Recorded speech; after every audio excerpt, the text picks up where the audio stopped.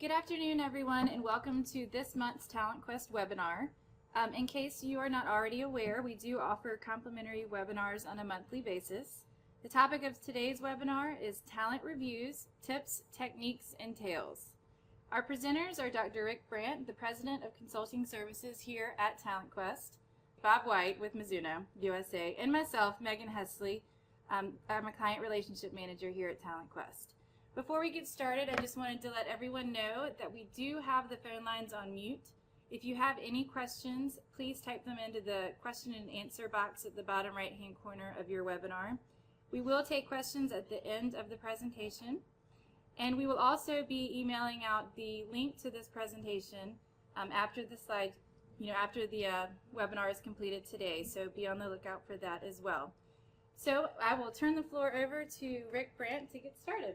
Okay, very good. Thank you, Megan. I'd like to welcome all of you out there who are listening to us, and also just briefly introduce Megan. Megan is one of our client relationship managers, and she has a great deal of experience talking every day with clients about their talent management challenges and opportunities. And so, Megan, we're glad to have you here. And Megan's going to, a little bit later on, show us some of the tools that are very helpful in talent management and talent review. And I'm very pleased to have Bob White here. Bob's not only a good friend, but as Vice President of Human Resources for the venerable organization of Mizuno, a 100-year-old company. Bob has a great deal of experience in what we're going to talk about, and in fact, this is really, we thought it would be really terrific to have Bob here to have a dialogue around a talent management journey. And certainly Mizuno has gone through its journey. What, Bob, probably over the last 4 or 5 years? That's right. Did you say? And he's going to be the tales part of our presentation and share some of his experiences, and I think that you'll find that very valuable. And both of us will share some tips, and I'll provide some best practices for you that hopefully you'll find a couple things that you can take away. So let's jump into it and move to the business case for talent management. So we're going to talk to you more specifically about talent review, but we think that actually effective talent management always starts with a business case. Certainly when things are going well, even though talent management is a best practice, you may not be giving as much attention to it until finally something happens. There's usually some sort of business driver that creates the need, and people go, you know what, we need to be spending more time on our talent. We need to have sharper focus on our talent management activities. And it could be any number of reasons that drive that increased intentional effort. It could be from globalization. I recently had a chance to spend a little bit of time in Beijing, and it's incredible the economic activity that you see in Asia and, of course, India. It could be technology drivers, technology disruption that occurs. It could be a profit slump. We're just not doing as well in the organization as we used to do. Or maybe we're having some growth restriction in our markets, or our marketplace is changing. But usually there's some driver that creates a focused and increased need. And Bob, maybe you could talk to us a little bit about that. From your perspective, as you think back in the last 5 or so years, what was it that really was an indication to you that Mizuno wanted to have a more intentional effort around talent management? Well, as you mentioned, Rick, actually, if we do turn the clock back about 7 years, which was even before I had joined Mizuno USA, you mentioned what many of the drivers are. And in fact, that was the case at Mizuno USA, where the president of the company actually realized that in order to implement the accelerated growth that he foresaw for the company for the next iteration of its life, that it was going to be necessary to consciously think about the talent in the organization. We had at that point been in existence about 25 years, and he knew that for the next 25 and the 25 after that, we needed to really look at what our capabilities were, recognize the skills and capabilities that had gotten us to where we were, but recognize those that were missing.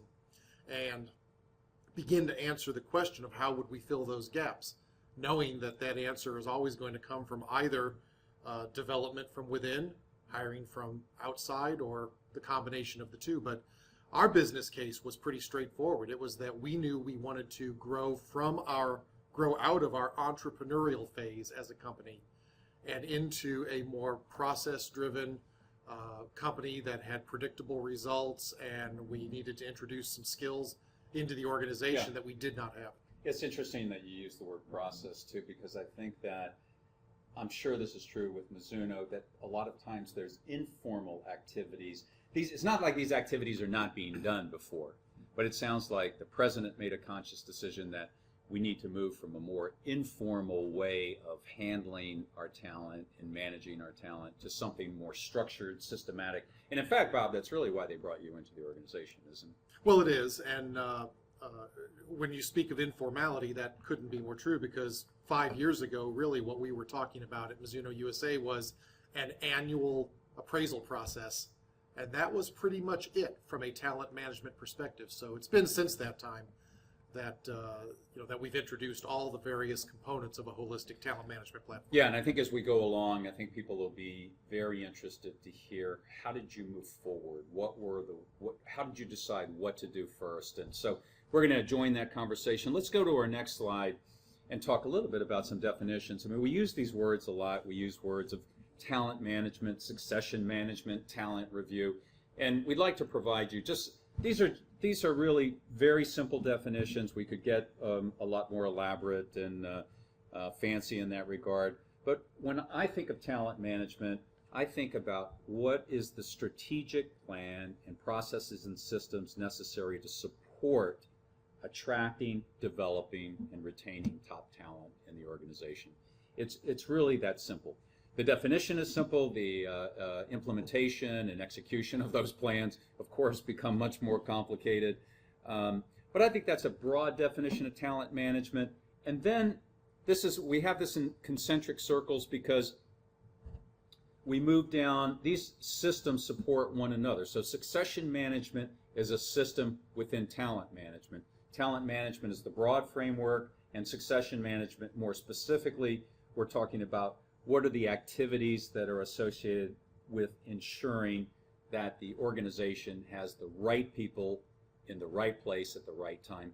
And particularly with succession management, we're talking about the critical positions. And I know that you focused on that, Bob, the critical positions in the organization and the senior level positions. And then more specifically, talent review is a component of succession management. And this will be the focus of our conversation today. But by talent review, we're specifically talking about an activity within succession management, which is a meeting in which we get the right people together to have a discussion about the talent within the organization, within a strategic business unit, within a function, usually within multiple functions and units. And that's where Bob and I will be focusing the rest of the conversation around. What are the mechanics of this meeting? What is it that really are some best practices associated with this meeting, and how can we make the most of it? Bob? And you know, Rick, it's interesting because I'm of the suspicion, because I know Mizuno USA was very guilty of this, that it seems so reasonable to think that management talks about the talent of the organization on a regular basis. And while that may happen in an informal or even a hallway manner, Yeah. it probably happens far less than any of us would like to admit, that we get together with that conscious intent Yeah. of talking about the talent and really thoughtfully planning for that. Yeah, and I'm sure there are multiple reasons for that too. It'd be interesting to explore that. But this might be a good place.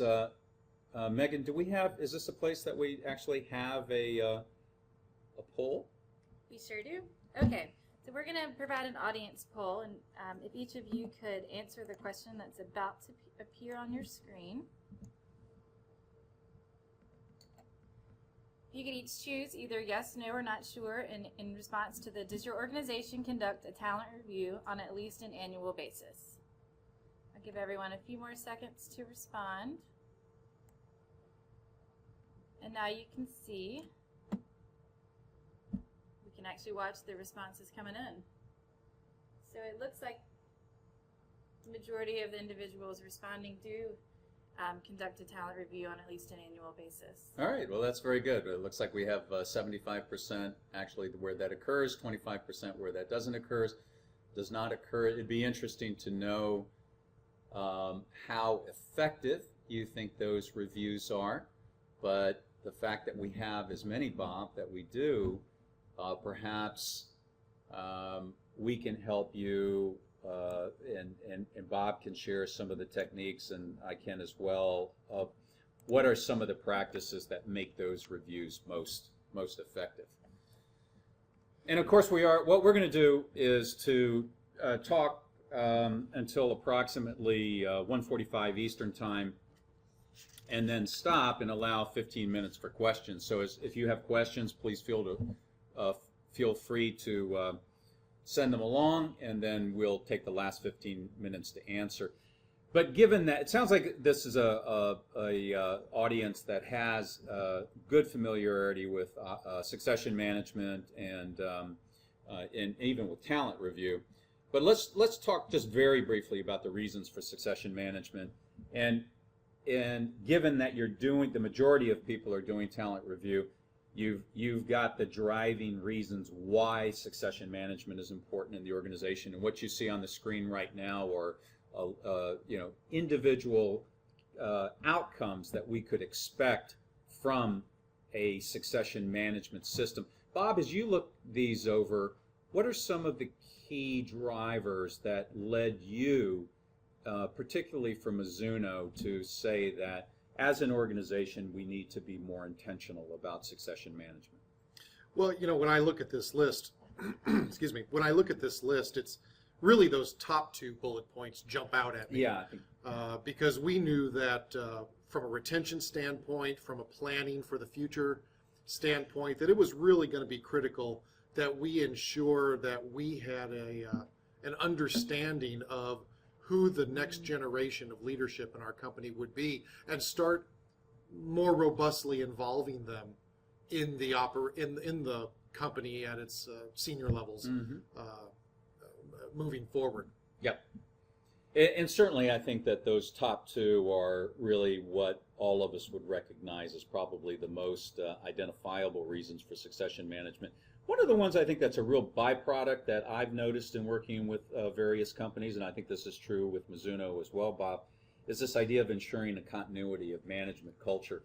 And that I have found through participation in these meetings that by using frequently a common vernacular, by understanding what high potential means to us, understanding what successful future leadership looks like, that it really does build a vernacular in the organization that reinforces a culture.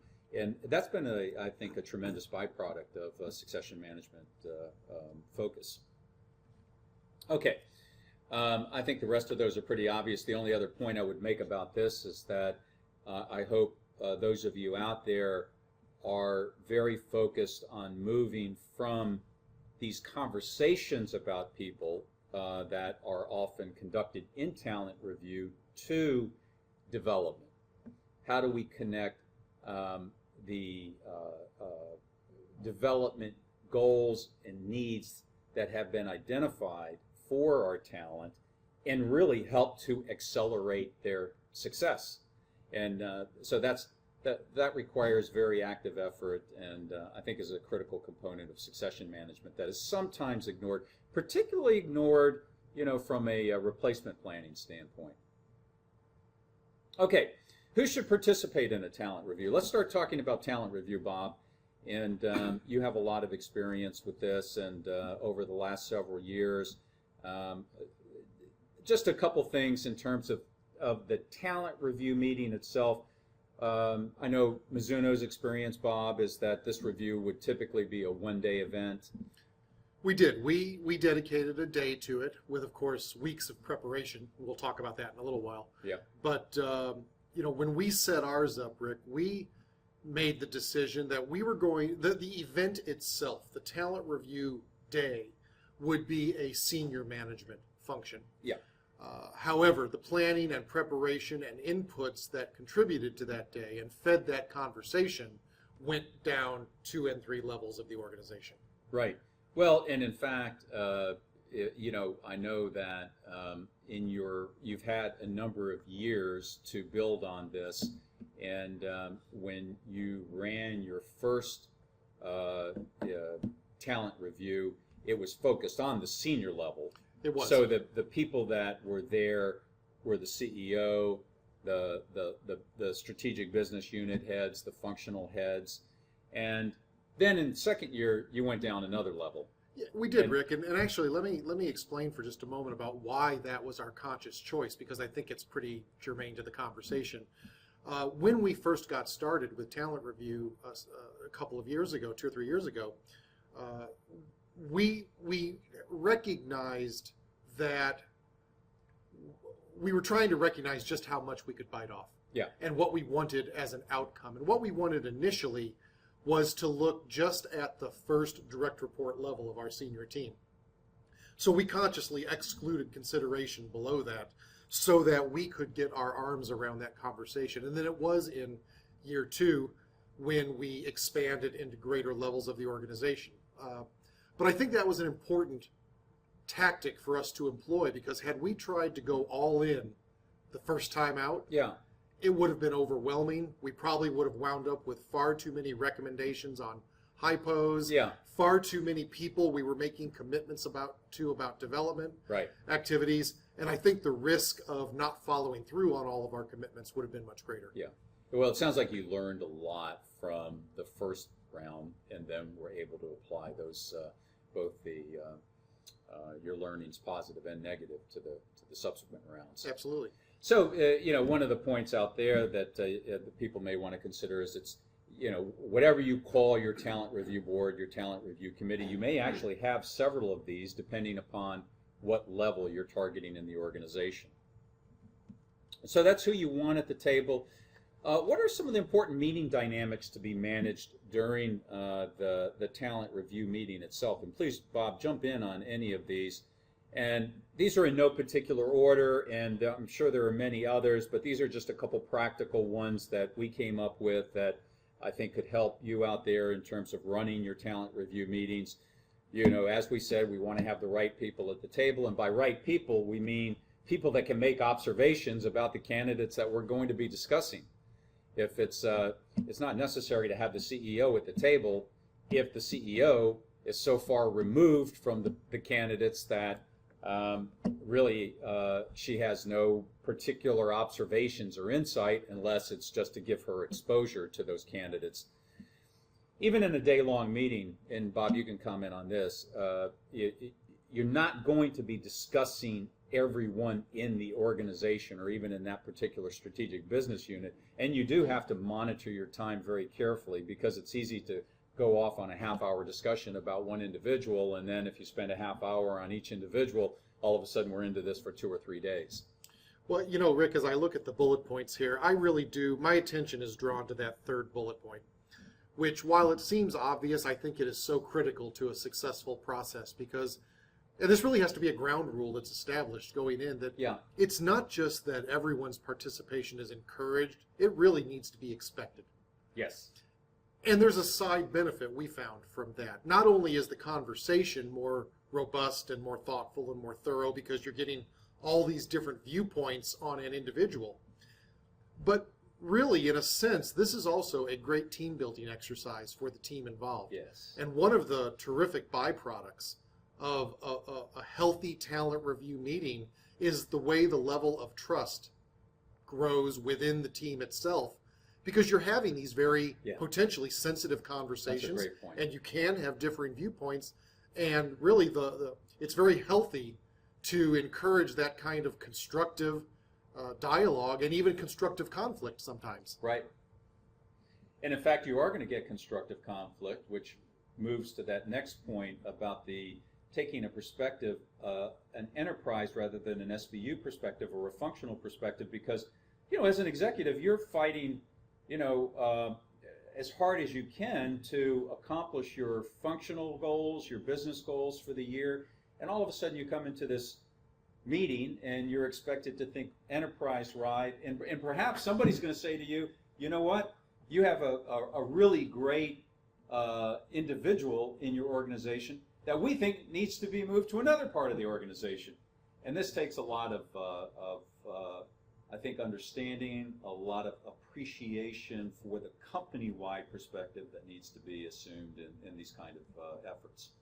Well, it does, and again, that's just a really important product that comes out of this. It's not just the benefit of the talent review itself. It's what it means for the team and taking that broader perspective that have real benefit. Yeah, what's your sense, Bob, of you know, one of the things I think that we're talking about here is the meeting management is critical. Facilitation is very important. What are your thoughts on who should be facilitating this, and the importance of a facilitator? What are some of the characteristics that you would want in the facilitator of this meeting? Well, you know, we've used a facilitator. We've used a facilitator in our meetings, as you well know. It's been you, Rick, and we did that quite consciously. And the interesting dynamic that I found is I do really like the idea of a neutral or an independent facilitator who doesn't have any particular interest in any group or individual over another. But what we found was so interesting was that even with your presence there, Rick, and you know our company pretty intimately, and you know the players pretty intimately, you actually wound up doing less facilitation than I would have imagined. Right.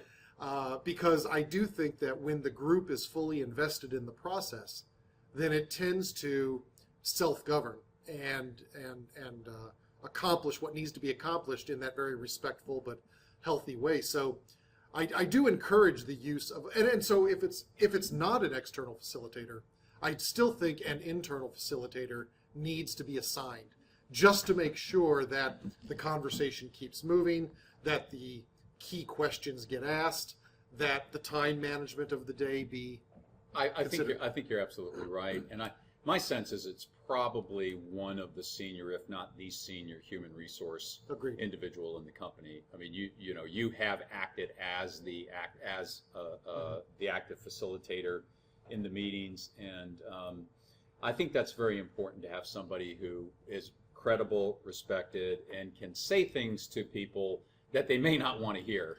But it's done in a way that they understand the ground rules and they understand what the purpose of that constructive dialogue and disagreement is.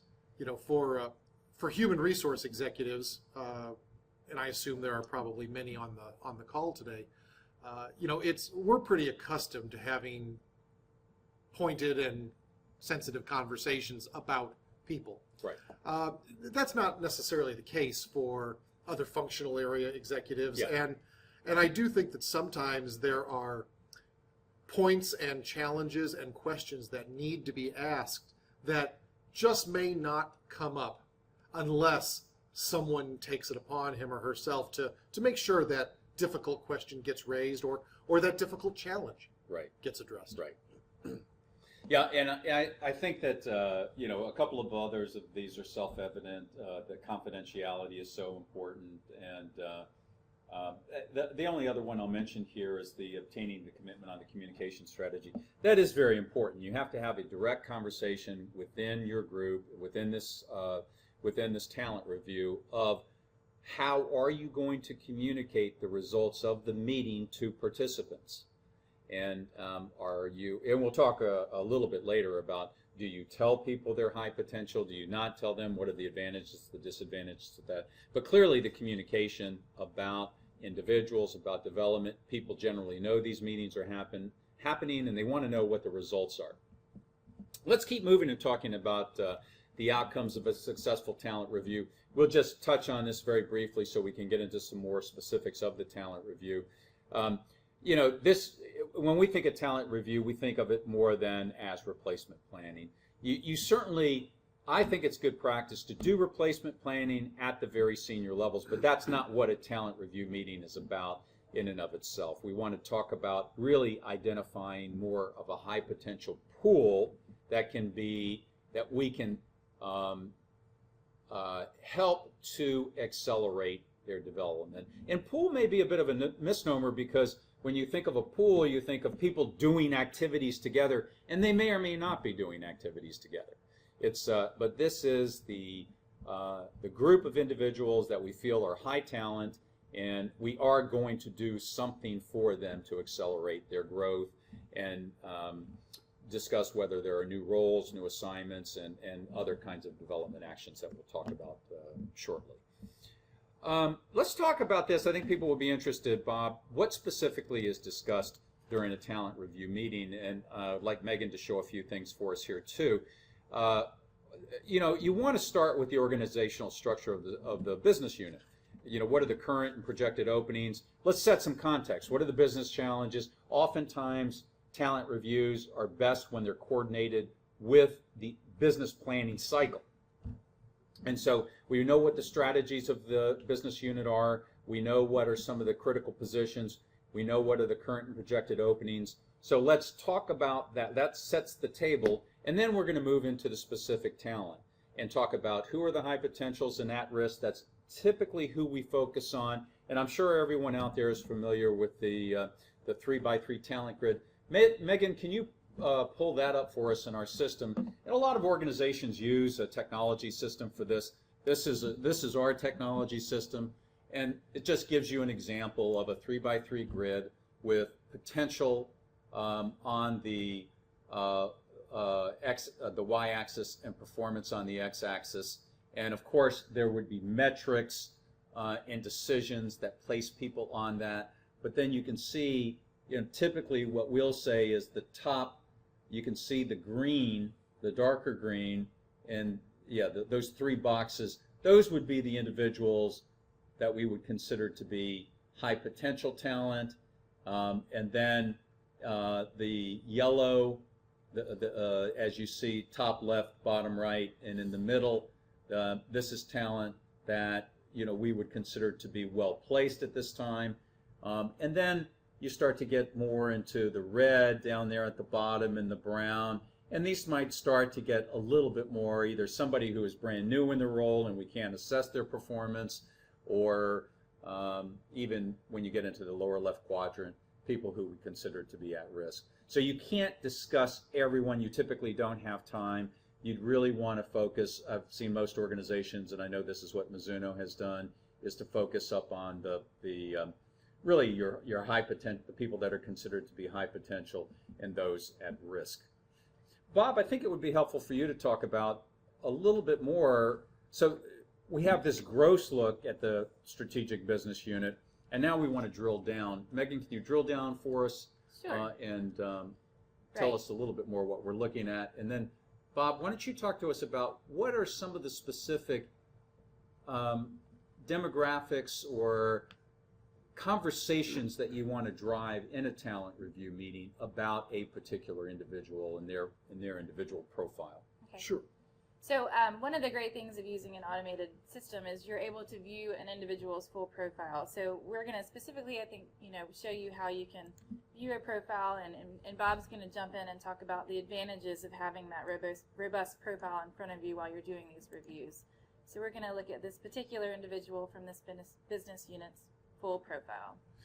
So if we're looking at Sarah Washington as the individual today that we're looking at, one of the things that we want to recognize is that there's probably one or two people in the room, in the talent review, who know Sarah very, very well, and without benefit of looking at a profile or the system could tell you a lot about her. But most of the rest of the people around the table probably don't know Sarah as well. They don't know her background, they don't necessarily know her skills as well, or they know them at a high level. So in order to give Sarah her due, it's important that we be able to look more deeply at the totality of her background. And so that's where a profile like this really helps us out. We can take a closer look at not only what has her history been within the organization, Right. but what was her history before coming to the current organization.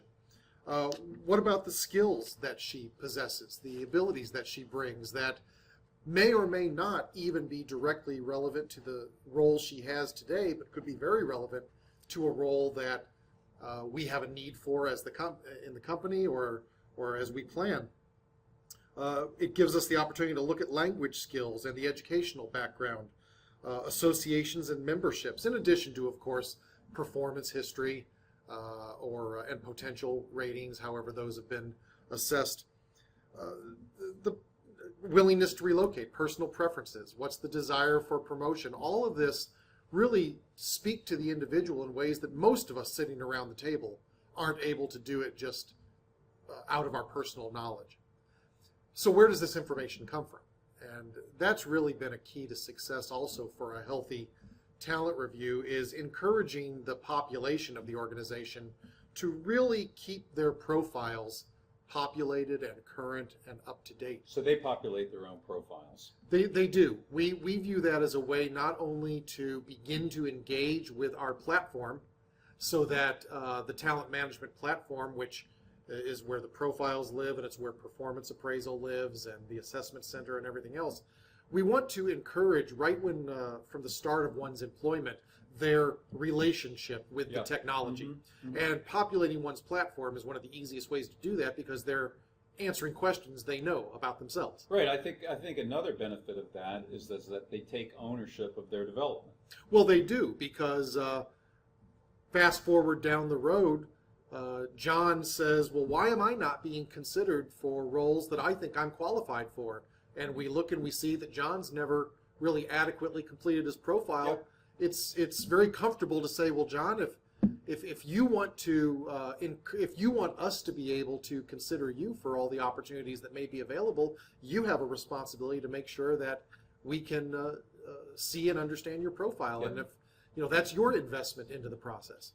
Bob, I think people would be interested in hearing from you on the identification of the metrics associated with performance and potential. We could spend a whole webinar on that, but maybe just in we're going to need to move on shortly, but maybe in just another minute or so, you could take.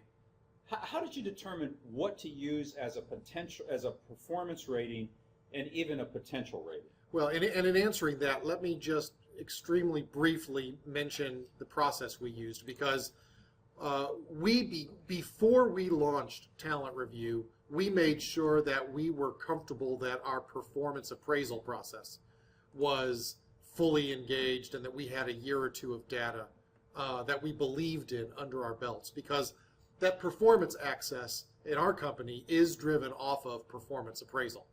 And we didn't want to rely on that until we had confidence. So we began our entire journey with the development of our competency models, which our performance appraisal system is built upon, and so we stair-stepped it to be ready for the talent review. So performance. Your first step was not succession management. It was not. That was 3 or so years into the building of the platform. Mm-hmm. But it's important to mention that, because if we're going to use our performance review data, we wanted to make sure that it reflected what we wanted it to reflect. Well, and I think that's such a critical point, because so many organizations that I'm familiar with, their performance data is inflated.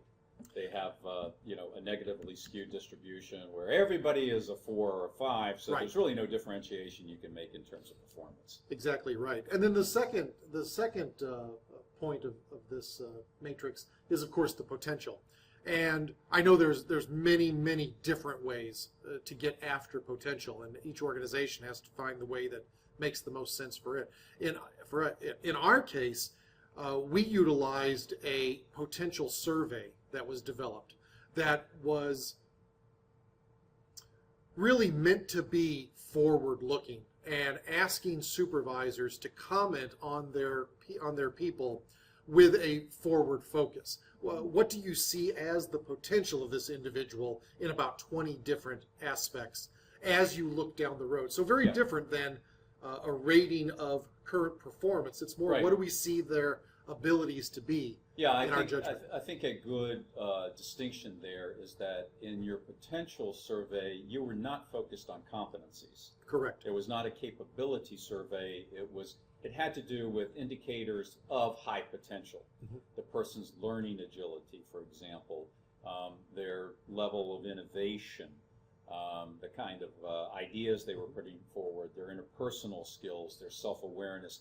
So really, these were somewhat attributes versus competencies, but they were quantitatively measured through survey methods. They are quantitatively measured, but I think it's important to recognize that in this XY axis, we have one that is a bit more objective, and that's the performance data, and Yes. one that is a bit more subjective, Right. and that's the potential. And I think it's Yeah. okay that as long as we have both and not just one or the other. Good. Let's go back to, Megan, if we could go back to the slideshow and complete this. You certainly want to, as part of your meeting, you want to identify who are the candidates that are going to go in the pool. It is helpful to talk about aggregate trends. If you have data that you're bringing in, you can consolidate that data beforehand and review at the end. Do we have common development needs? How are we doing in terms of our diversity trends? And again, you certainly want to discuss communication strategies.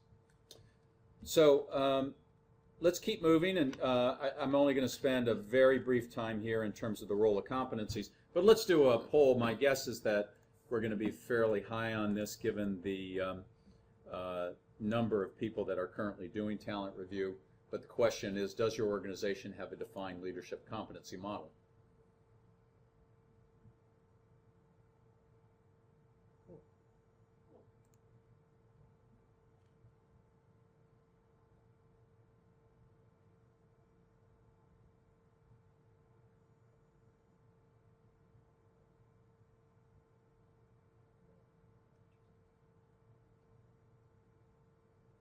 Looks like that might be. Okay. Looks like we're at 50% with yes, 36%. I certainly think, and Bob, your experience, you may want to talk about this. This was really where you started in terms of your talent management journey. Can you tell people why? Absolutely.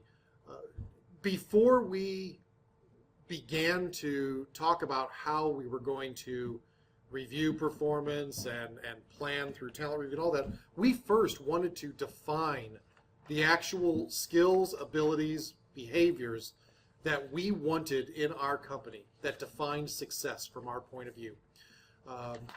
Our performance management philosophy has evolved, and it has evolved from what it once was, which was purely a discussion of one's accomplishments of the past year, into a discussion on one's behaviors and how those behaviors are either driving us closer to or further from the desired outcomes. So you can't have that discussion without well-defined competencies. Yes. And so everything started from that. So the first phase of building our platform was to define, for in our case, 4 different groups of people. Executives, managers, individual contributors, and those with a sales focus. And we developed competency models that defined the desired behaviors within each of those models. And from there, we could build all of the other pieces. But to not have developed competencies first would have really been putting the cart before the horse. Yeah, I think you're absolutely right. And you identify those competencies actually populated your performance management appraisal, which then was utilized in the succession. Correct. The succession system and as the performance metric. But the other thing that it did was through the development of competencies, and there are between 8 and 13 competencies depending on the model, with then behavioral definitions to each competency. The point is, it began to create also a common language, though, in the organization. I think you mentioned that earlier. Yes. That and how important that is, that we began to really develop a leadership profile and an individual contributor profile, so that when we spoke of people, we could speak with a common language. Yes. About their Right. courageous leadership or their agility, personal agility, and whatever the characteristics might be. Mm-hmm. Yeah, I think that is I think that's a tremendous benefit in terms of building the culture, as we talked about. Bob, I want you to talk about this just for a minute in terms of the preparation for a successful talent review. We talked about a talent review being a day long, but literally there may be 4 or 5 months of work that goes into the talent review itself. What are some of the things that you think people could benefit from your experience about the preparation? Well, we've really already talked about the first 2 bullet points here, and that's the real requirement and need that people populate their profiles. So that would be the first thing I would say, is having a discipline within an organization that encourages, even requires people to populate their profiles. But in terms of... Did you require people to do that, Bob? We actually haven't moved to the point yet of where it is a mandate with any consequence if it doesn't. The consequence is less tangible. The consequence is, as we discussed before, the fact that someone may not be as visible to the organization without it. And you're demonstrating your lack of interest in terms of your own career. Well, and that's a conversation then to have with somebody. Yeah. But so we haven't moved to mandate yet, but we have a very high compliance level with it. But when we're talking about the actual preparation for the talent review itself, you know, the things that are important is to really establish a good timeline well enough in advance where people have adequate time to be thoughtful. It takes time to complete potential surveys. We have to make sure that we've phased this in a way where we know that the annual performance appraisal will be largely complete, so that we have that data available to us. And then it's really making sure that we plan for the conversations that need to take place, both within business units, as leaders within business units have their own mini talent reviews to prepare for the large talent review.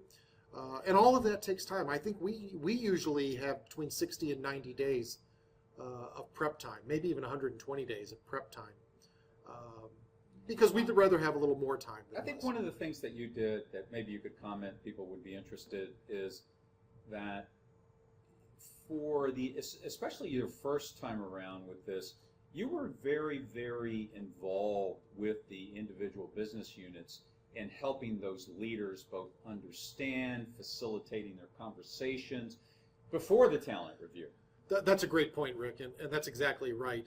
Because it was a new activity for our company, I wanted to make sure that I personally facilitated that conversation, because it was not reasonable to expect these functional business managers who had not engaged in this process before to understand the rigor necessarily that needed to go into it. Right. So as we discussed before about the role of the facilitator in talent review, there's a role for a facilitator within the planning process, Yes. At least in the first couple of years when the process is not comfortable to people, and it isn't intuitive at that point. So I do encourage people to have somebody who is the guide, helping people, making sure they're asking the hard questions of each other and really digging into their thought processes. It may be just a last comment, Bob, on this last point in this graphic. System supports your current plan and progress, but does not create a plan. I think what we're getting at here, and you have utilized technology as a tool within succession management. Can you make a comment on do you find, I mean, I guess there's this idea that technology is very value added, but it can't be sufficient in and of itself. Well, it's not sufficient in and of itself. What the technology does is simply give the vehicle for organization and for administration, but it doesn't replace the thoughtful process that one has to. You have to have a plan. You have to know where you're going. And we talked about how everything started in our organization with the development of competencies, which led to a reconstruction of our performance appraisal, which led to the assessment center, which we use for the profiles for the hiring process, which leads to the 360 process, and on and on and on. Right. So there has to be a strategy in place. And it really has to start with that. The technology is cool, and it's a great tool, and I think it's an important tool. But to think that, well, I bought my system, therefore I have a thoughtful, strategic talent management process would be folly. You can have a great, healthy process without technology, though I don't recommend it. But you cannot have a healthy process only with technology. That's insightful. And it goes, you started talking about how to move from the talent review, observation, and insights into development for high potential candidates. And maybe you could talk a few minutes about this. We have 2 slides here, Bob. The one is around assessment. Assessment can be used to confirm potential and guide development. There's different kinds of assessments that can be used: personality assessments, in-depth interviews, 360 tools, even simulation-based assessment centers. And then those help to identify what are the development needs of our high potentials. And then we have activities and assignments that can be provided that help to accelerate those skills. Could be the job assignments, we might do action learning, could be formal leadership training, it could be professional coaching, mentoring. Talk a little bit about this in terms of how you made these kinds of decisions about moving from the insights gained in talent review to actual development activities for your candidates. Well, I think the first and most important thing we had to recognize was that, again, not everything can be done all at the same time. And we viewed the development process for our high potentials as a journey and as something that was going to play out over probably a couple of years as opposed to a couple of months. So we were perfectly comfortable that the first year of a high pose journey really might be more focused around the assessments and the introspective learning that can go on, and then build upon that in a second year, which is what we've done. In the second year, we've now introduced all of our hypos onto critical work teams that are tackling mission critical business problems. They basically have a voice at the table now, which has raised their visibility, which obviously has some political benefit. Yep. But it was important for us to be comfortable with the idea that this was a bit longer term proposition, and we didn't want to feel compelled to show every hypo and show the organization that, hey, we're going to get you involved in everything right away. Again, I think that would have been a recipe for failure. Yeah. Well, it really sounds like you decided what you could bite off and be able to execute well, rather than so in a sense, what you did not want to do is to overpromise and underdeliver. Well, that's exactly right, and that probably segues us to the next segment of how and what to communicate, because really it did start with an honest conversation then with the hypos to set expectations, and what does this mean, and what does it mean for them, and what's our commitment to them, and what should they expect over the next 6 months, 12 months, 18 months, 24 months. And I would just mention that I also think there's a conversation to be had with those who are not identified as high potential, because word gets out that this talent review is happening and people are curious. Yeah, well, let's move into our last poll, and then we'll wrap it up here very shortly and have time for a couple questions. But I am curious about this, and that is, do you tell your high potential employees that they've been identified as high potential?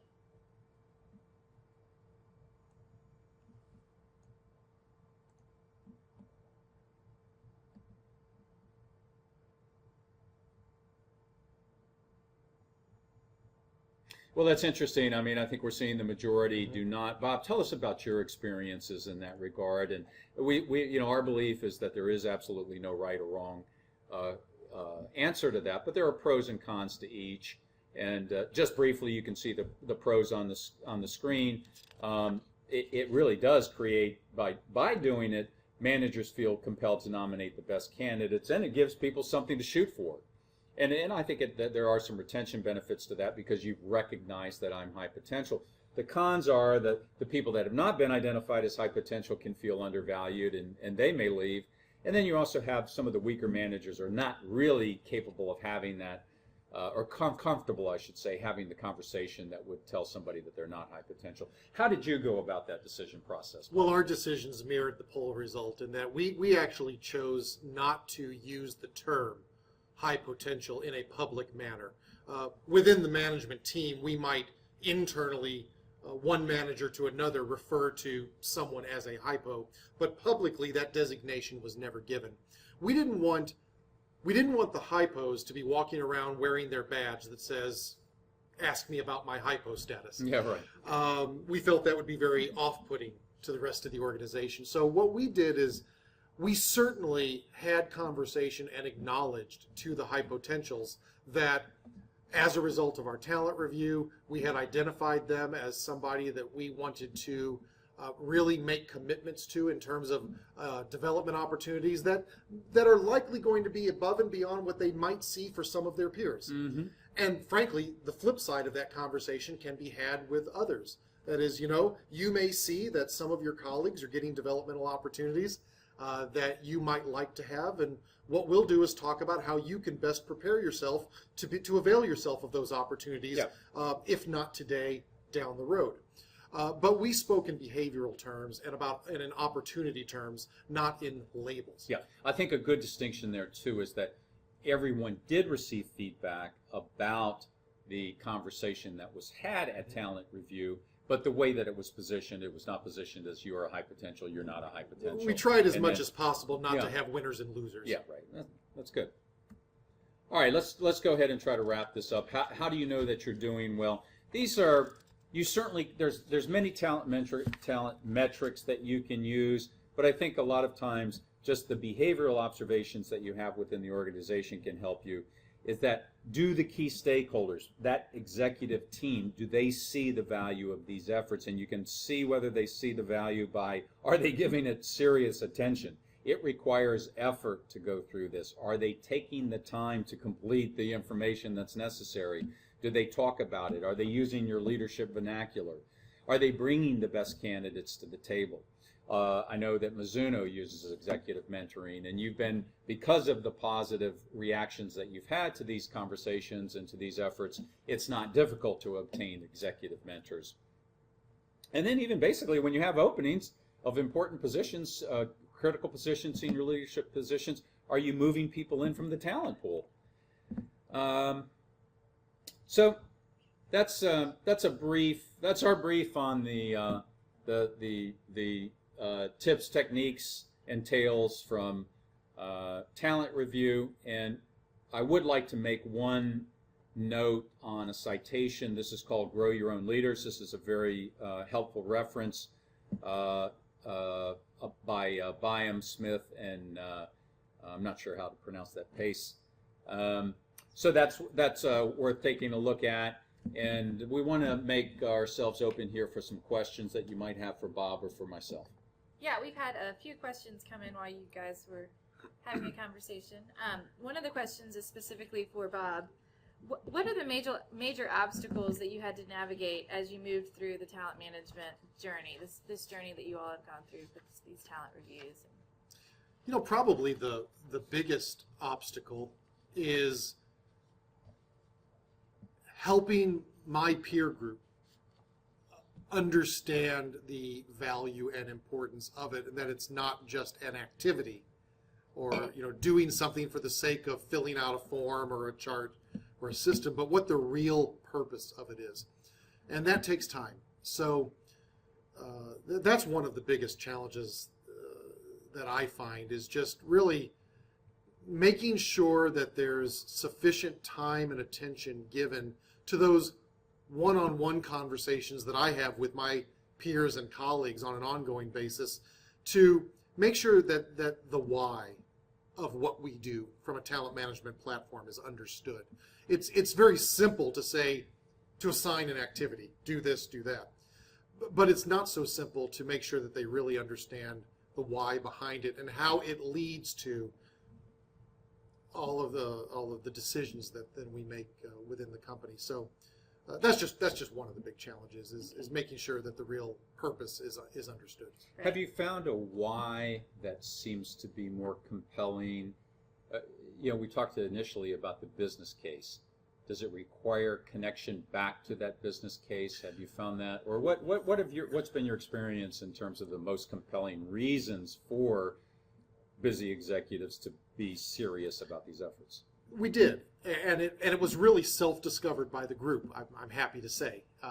And what it was the group realized that this was really just another facet of what we call strategic planning. And what we have done for years is have strategic planning that involves the budgeting process, the marketplace opportunities, the business activities and such that we will engage in. But frankly, what we had not spent enough time on as an organization was the people planning part. And when we began doing talent review, several people within the group actually raised that and said, you know, now I see that this is really something we do to help us then prepare for the rest of strategic planning. And I thought that was a great aha that took place because it gave it relevance. Yeah. It wasn't just a nice to have conversation, but it really was a part of the strategic planning process. And that gave, to my earlier point, that gave it great value. Yeah, yeah. Another observation that it sounds like you had, that you were just explaining, is that after the first, if you could get them into the first talent review, even though there may have been some skepticism, that first talent review convinced them of the value of these activities. Well, like anything, sometimes you just have to do something to understand what it's all about. Yeah, and right. so the first one is definitely the hardest. Yeah. The first, every aspect of it is it's the hardest to wrap their heads around the why. Yep. It's the hardest to accept that why am I spending or perhaps even wasting all this time preparing. But you're right. Coming out of it, I think we've had a very healthy response and a healthy acknowledgement of the value that it brings. And I think that's also a function of the preparation that you do to make it worthwhile of their time. Okay, we have two more questions. Let's see if we can get to. Someone wrote in and said that their company doesn't currently have a plan or procedure in process, and this is probably more directed to you, Rick, but we see the benefit of having a facilitator. What sort of budget do you need for this activity?